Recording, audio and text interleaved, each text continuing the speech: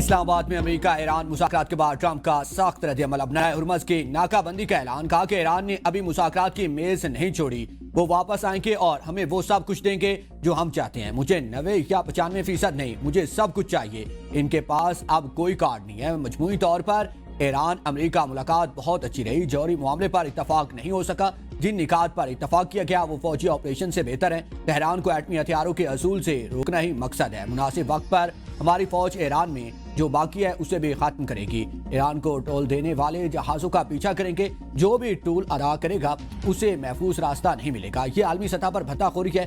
دنیا کے رہنما اور امریکہ اس کا شکار نہیں ہوگے۔ ہمیں لگا تھا کہ اب نئے ہرمز پر جہازوں کو آزادانہ آنے جانے کی اجازت ہوگی، مگر ایران نے ایسا ہونے نہیں دیا۔ جب ناکہ بندی ہوگی دوسرے ممالک بھی اس میں شامل ہوں۔ اسلام آباد مذاکرات، امریکہ ایران میں معاہدہ نہ ہو سکا، وفود واپس چلے گئے۔ جنگ بندی 21 اپریل تک برقرار۔ امریکی نائب صدر جے ڈی وینس کہتے ہیں کہ ایرانیوں کو بہترین آفر کر دی، ان کے جواب کا انتظار ہے، ڈیل کے بغیر واپس جا رہی ہیں۔ معاہدے تک نہ پہنچنا امریکہ سے زیادہ ایران کے لیے بری خبر ہے۔ ہم سادہ تجویز اور ہمیں سمجھ بوجھ کے طریقہ کار کے ساتھ آئے تھے، حتمی اور بہترین آفر پیش کی، دیکھتے ہیں کہ ایرانی اسے قبول کرتے ہیں یا نہیں۔ 21 گھنٹے تک مذاکرات جاری رہے۔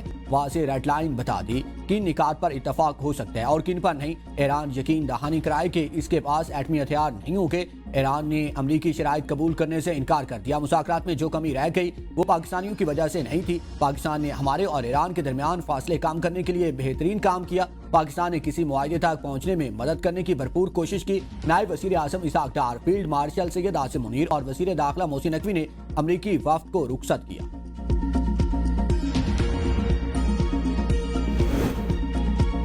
ایران کا امریکہ پر عدم اعتماد برقرار، امریکہ کو فیصلہ کرنے کا چیلنج دے دیا۔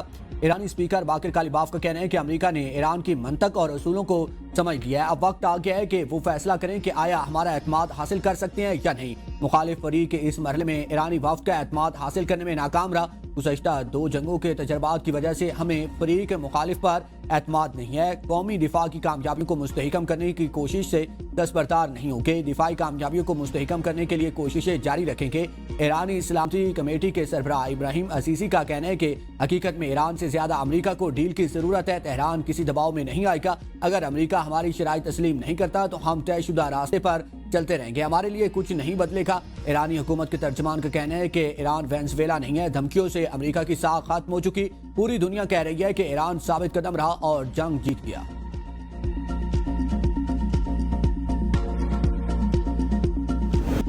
امید ہے ایران اور امریکہ بات چیت کا عمل اور جنگ بندی جاری رکھیں گے۔ وزیر خارجہ اسحاق ڈار کی پریس بریفنگ، کہا کہ دونوں کے درمیان جامع اور تعمیری مذاکرات ہوئے۔ پاکستان امن اور دونوں ملکوں کے درمیان مذاکراتی عمل میں سہولت کار کا کردار ادا کرتا رہے گا۔ امید ہے کہ دونوں ملک خطے اور دنیا میں پائیدار امن اور خوشحالی کے لیے مثبت سوچ سے آگے بڑھیں گے۔ یہ ضروری ہے کہ دونوں ملک سیز فائر جاری رکھنے کے عزم پر قائم رہے۔ ایران اور امریکہ کے درمیان جامع اور تعمیری مذاکرات کے متعدد دور ہوئے۔ دونوں ممالک نے وزیر اعظم کی درخواست پر مثبت رد عمل دیا۔ میں نے بطور نائب وزیر اعظم اور فیلڈ مارشل سید عاصم منیر نے مذاکراتی عمل میں معاونت کی۔ فری کین کی طرف سے پاکستان کے مثبت کردار کے اعتراف پر شکر گزار ہیں۔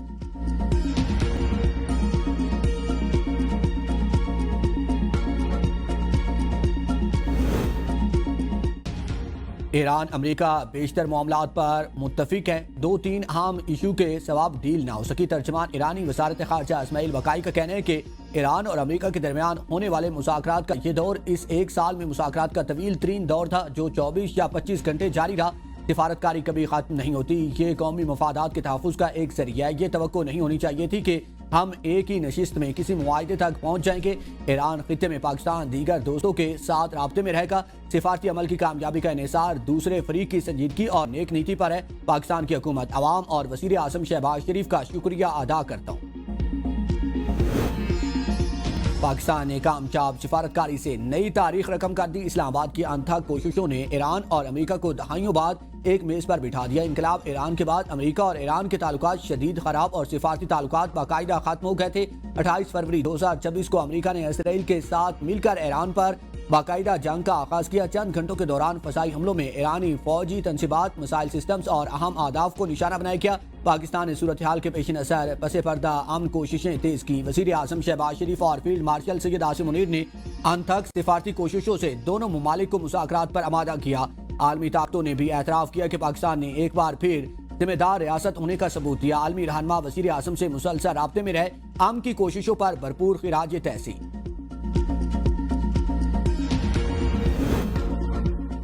پاکستان نے ثابت کر دیا وہ دنیا کے معاملات کو سلجھانے کی صلاحیت رکھتا ہے۔ مولانا فضل الرحمان کا ملتان میں دستور کانفرنس سے خطاب، کہا کہ پاکستان نے حال ہی میں جو کردار ادا کیا ہے ہم برسوں سے اس کے متقاضی تھے۔ آج ہماری جدوجہد رنگ لے آئی ہے، ہم پاکستان کو اسی مقام پر دیکھنا چاہتے ہیں۔ اسرائیل عرب کی سرزمین پر ایک دہشت گرد اور ناجائز ریاست ہے جو کئی سال سے مظلوم فلسطینیوں پر مظالم ڈھا رہا ہے۔ ہم اسرائیل کو تسلیم کرنے کے حق میں بالکل نہیں ہیں۔ ہم پہلے ہی کہہ چکے تھے کہ اسرائیل کا ایران تک پہنچ جانا پاکستان کے دروازے پر دستک دینا ہے۔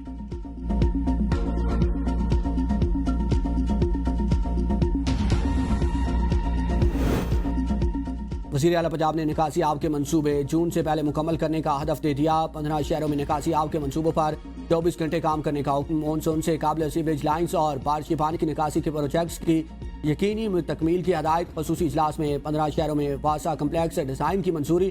22,000 کلومیٹر طویل سیوریج لائن اور بارش کے پانی کے نکاس کے لیے 189 کلومیٹر طویل پائپ لائن بچھائی جائے گی۔ واسع ڈیش بورڈ اور موبائل ایپ پر جاری پروجیکٹس کی ریئل ٹائم مانیٹرنگ ہوگی۔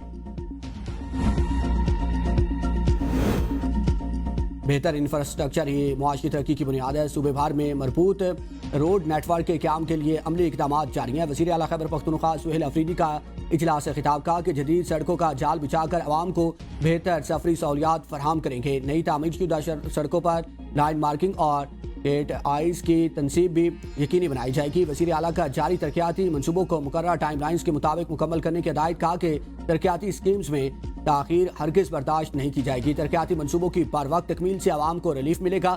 عوامی منصوبوں میں میرٹ اور اعلی معیار پر کوئی سمجھوتہ نہیں ہوگا۔